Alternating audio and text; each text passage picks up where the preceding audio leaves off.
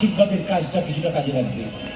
নিয়ম আছে, যেমন তেমন আপনাকে প্রণাম করছে আমি মাথা ঠেকে দিলে হাত আশীর্বাদ হয়ে গেল তা নয়। আশীর্বাদের নিয়ম, মা বলছে দে, কি আমাকে ভক্তি দে, আমি তোকে দেবো।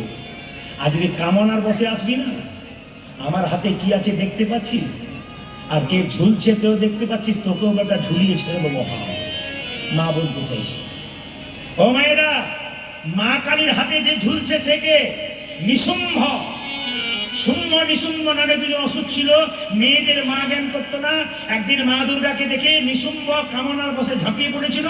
মা দুর্গা তার তৃতীয় নাম থেকে করাল বদনী উলাঙ্গিনী খড়্গধারিণী মা কালীর জন্ম নিলেন। তাহলে মা দুর্গার তিন নম্বর নাম থেকে কার জন্ম? মা কালীর জন্ম।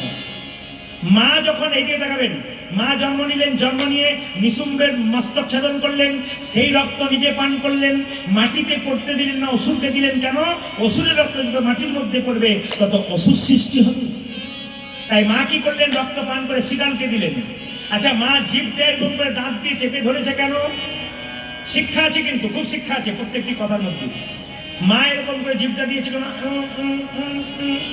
আমরা লজ্জায় পড়ে গেলে জিভটাতে তাহলে মা কালী শিবের বুকে পা দিয়েছে, জিভটা দাঁত দিয়ে কেটেছে না, ওটা বাইরের কথা। ভেতরের কথা কি? মা বলতে চাইছে জীব হচ্ছে লালসার প্রতীক। একটা গাড়ি হলো আরেকটা চাই, আরেকটা বাড়ি হলো আরেকটা চাই, আরেকটা স্ত্রী হলো আরেকটা, ওটা চাই। জীব হচ্ছে লালসার প্রতীক, শুধু চাই চাই। মা বলতে চাইলো জীব রূপী লালসাকে দাঁত রূপী ধর্ম দিয়ে চেপে ধরো।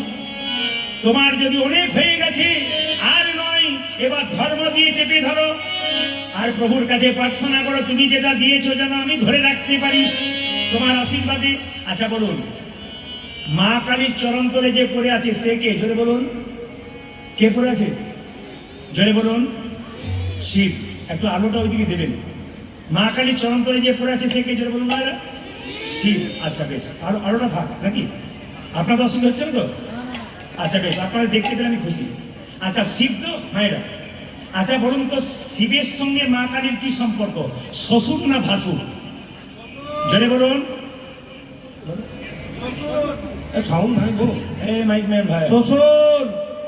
আচ্ছা শ্বশুর নাকি? হ্যাঁ হ্যাঁ। আচ্ছা মায়েরা বলছে হ্যাঁ শ্বশুর। তাহলে কে বলুন? ভাসুর। তাহলে কে? স্বামী। আচ্ছা বেশ বেশ, এই দিয়ে দেখান। স্বামীর বুকে পা দিয়েছে মা কালী।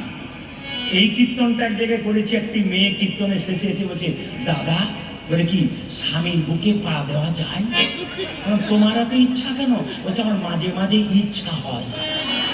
বলে কেন ইচ্ছা হয়? বলছে আমার স্বামী মদ খেয়ে মাতলামি করে, মাঝে মাঝে আমাকে মারধর করে চিত হয়ে শুয়ে পড়ে, আমার মনে হয় দিয়ে দিই, কিন্তু দিতে পারি না। বলে কেন?